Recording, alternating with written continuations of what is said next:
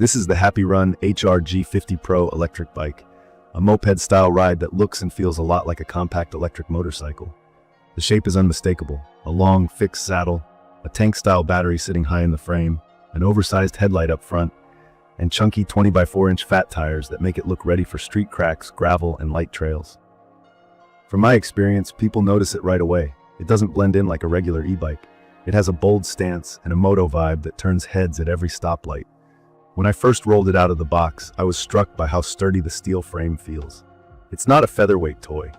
It's a solid machine with dual suspension. There's a fork up front and a coil shock in the back, so the ride comes across plush and forgiving. I could hit rough patches, curbs, and potholes without bracing for impact. That said, the suspension leans soft. On fast bumps, it can feel bouncy, almost like a pogo stick, which is cushy for commuting and casual trail paths, but not tuned for technical riding.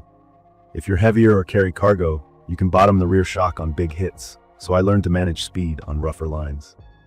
Key features that matter most to me are the motor, the battery, and the way the controls are laid out. The motor is rated 1500 watts, with peak output closer to 2000 watts, and you feel it right away. Throttle response is snappy, with almost no lag, which makes quick starts easy and hill climbs simple.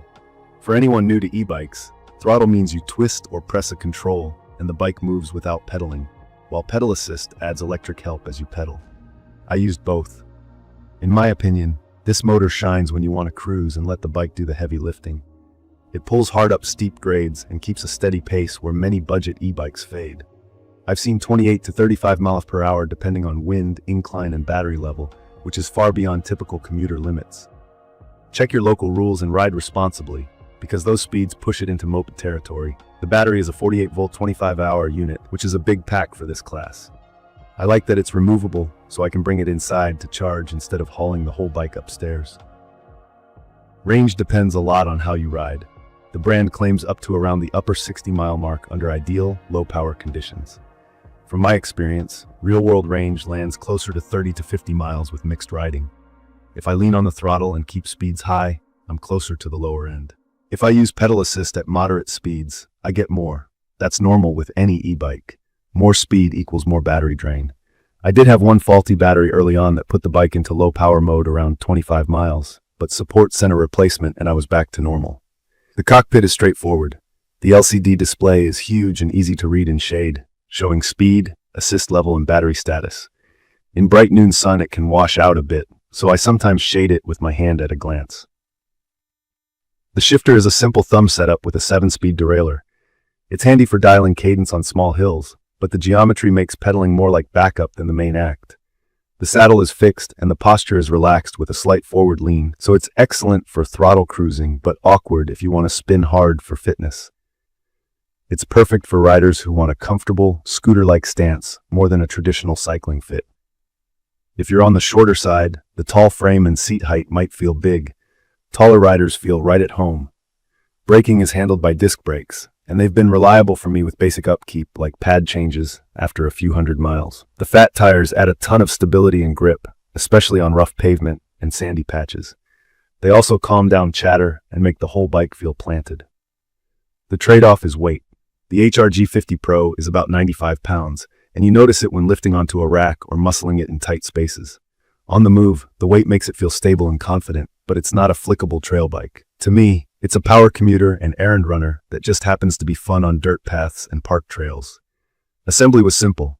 The bike came mostly built, and it took me around 45 minutes to install the front wheel, handlebar, and check bolts. I appreciate that it includes a toolkit and a small pump, which means I didn't need extra gear to get rolling. Out of the box, my wiring and cable routing looked tidy for an externally wired bike. Over time, I had a couple of minor issues with small accessories, but nothing that kept me from riding. I like that parts such as brake pads and tires are common sizes, so replacements are easy to find. In my opinion, the HR-G50pro is best treated like a lightweight electric motorcycle with pedals. That mental shift sets expectations correctly. It's not a fitness bike, and it's not meant to be tossed around like a trail machine. It's a sit and cruise ride with real power, cushy suspension, and a look that makes you smile. If you live in a hilly area or deal with rough streets, the motor and fat tires take the sting out of everyday travel. The rear rack adds useful cargo room for groceries or a backpack, and the overall build feels rugged enough to take daily use. From my experience, range honesty and quality control are the big things to watch. Plan for 30 to 50 miles depending on your habits. Do a thorough check in the first week. Test the battery, brakes, shifting, and lights. If something's off, reach out to support right away. My interaction with customer service was mixed but ultimately helpful when it counted. If you're comfortable with basic DIY, things like adjusting a derailleur, tightening a headset, or swapping brake pads, you'll feel right at home with this bike. If not, make sure you have a local shop willing to work on e-bikes. Key features that make it stand out to me include the strong 1500 to 2000 watt motor for quick launches and steep hills, the big 48-volt 25-hour battery for solid range, the fat 20x4-inch tires for stability, and the dual suspension for comfort across rough pavement. The large display and throttle-on-demand control make it easy to live with day to day. The flip side is the heavy frame, the fixed saddle that limits pedaling efficiency, and the reality that some owners may need to handle small fixes or warranty requests. It's perfect for riders who want a powerful, comfortable alternative to a scooter or short car trips. If your commute is a few miles with mixed pavement, if you run errands in town, or if you want weekend fun without sweating every hill, this fits the bill. I'd recommend this for taller riders who prefer a relaxed, moto-style posture, and anyone who values torque and comfort over lightweight performance. In conclusion, the HAPPYRUN HR-G50pro delivers a bold look, serious power, and a smooth ride that makes everyday travel feel effortless. It's a strong value if you understand what it is, a moped-style e-bike that favors throttle cruising and comfort.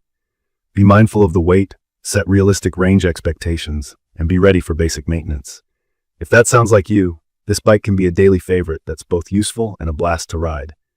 If you found this helpful, please subscribe to the channel and leave a comment with your questions or your own experience with the HR-G50pro. Thank you for watching.